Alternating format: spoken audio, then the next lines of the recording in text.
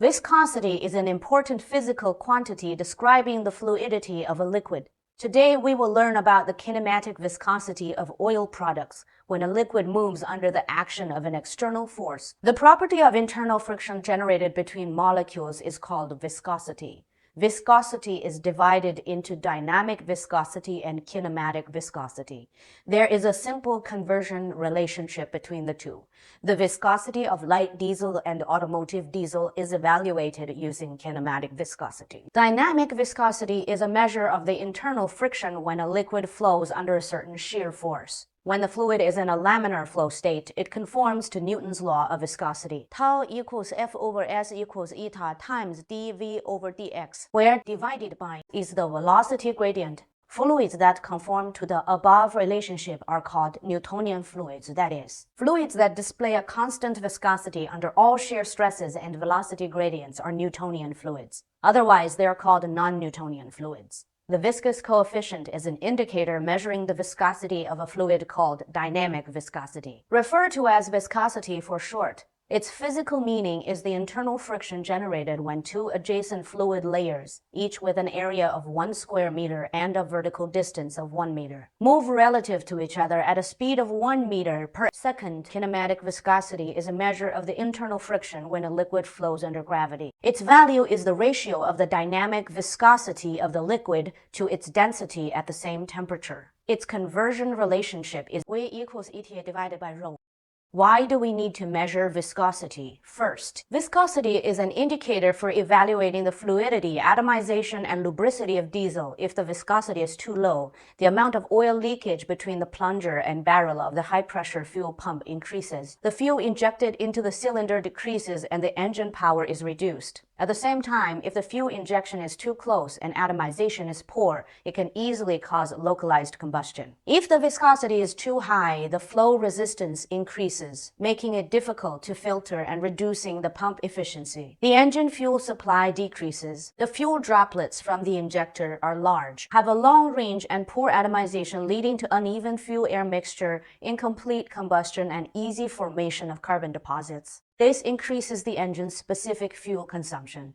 The high-pressure fuel pump and injector in the diesel engine fuel supply system are precision components with tight fits. For example, the clearance between the plunger and plunger sleeve of the injection pump is only 0.0015 to 0.0025 millimeters. This clearance is lubricated by the diesel fuel itself. Therefore, to ensure reliable lubrication, its viscosity cannot be too low.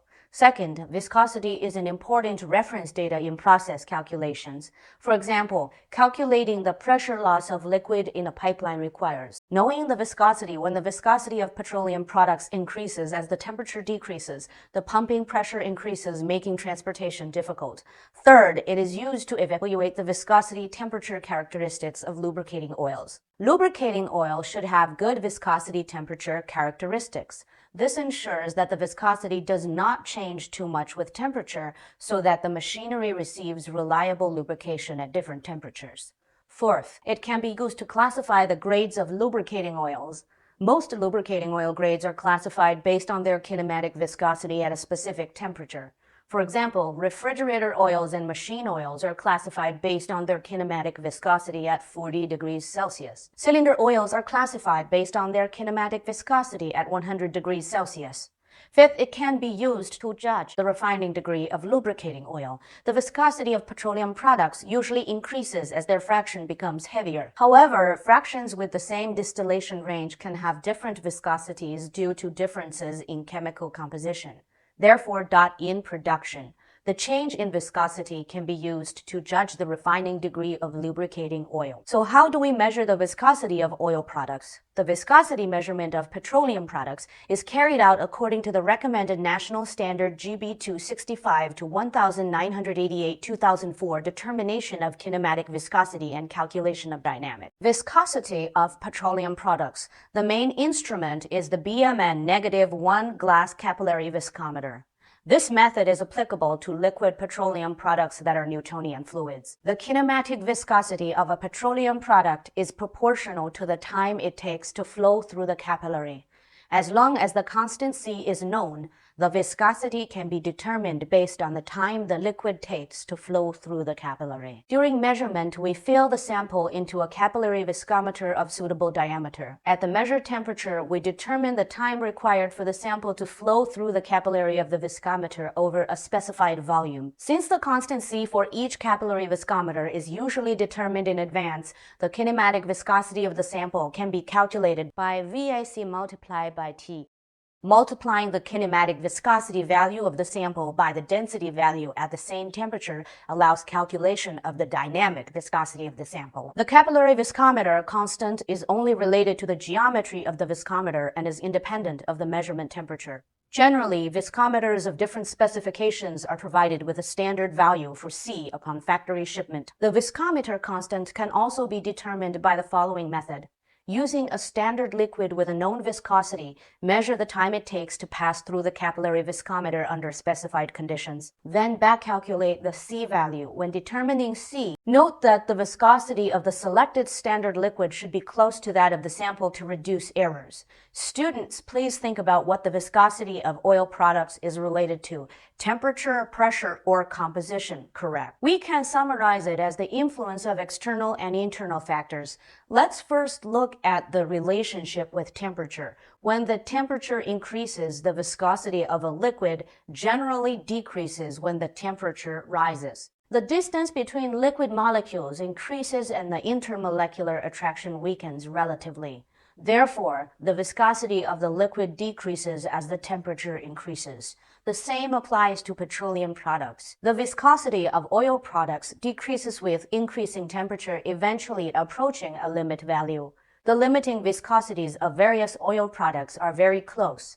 Viscosity is closely related to the chemical composition of the fluid. Students, please consider among alkanes, isoalkanes, aromatic hydrocarbons, and naphthanes, which chemical component, when present in larger quantities, results in the highest viscosity of the oil product. Usually, when the number of carbon atoms is the same, the order of viscosity for various hydrocarbons is N-alkanes, isoalkanes, aromatic hydrocarbons for naphthanes. Furthermore, viscosity increases with a number of rings and the degree of isomerization. In oil products, the greater the proportion of carbon atoms in rings within the oil molecule, the greater its viscosity. This is shown by the fact that for the same fraction from different crude oils, the oil containing more cyclic hydrocarbons has a higher viscosity than that containing more chain hydrocarbons. Within the same type of hydrocarbon, viscosity increases with increasing relative molecular mass. That is, the heavier the petroleum fraction, the greater its viscosity. Students, considering the relationship between viscosity and temperature and chemical composition, can you think about the relationship between viscosity and pressure? When the pressure on a liquid increases, the distance between molecules decreases. The attraction strengthens, leading to an increase in viscosity. In this section, we mainly explained the definitions of kinematic viscosity and dynamic viscosity, clarified the calculation of kinematic viscosity and the significance of viscosity measurement, the methods for measuring viscosity, and the internal and external factors affecting viscosity. This concludes our lesson for today. Goodbye, students.